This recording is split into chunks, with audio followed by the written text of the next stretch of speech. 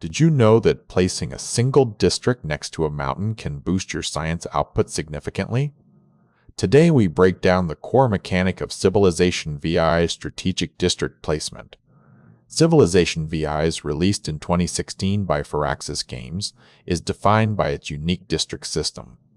Unlike previous titles, your city's growth depends entirely on where you build these specialized zones. For example, the campus district gains massive science yield if placed adjacent to natural features like mountains and reefs. This adjacency bonus is often the key to rapid early-game technological advancement. Similarly, the industrial zone thrives near water management structures. If you place it next to aqueducts or dams, you unlock critical productions, bonuses that accelerate your city's infrastructure projects.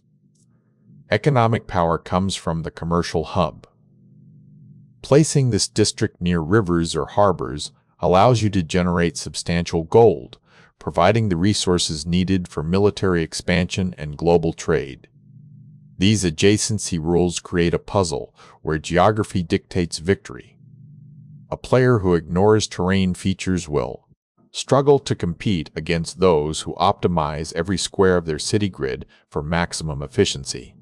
Ultimately, mastering district placement is the defining skill in Civilization V6. By aligning your campus with mountains and your industrial zone with dams, you turn geography into an unbeatable advantage. Now that you understand the yield mechanics, which district do you think is most crucial for early survival?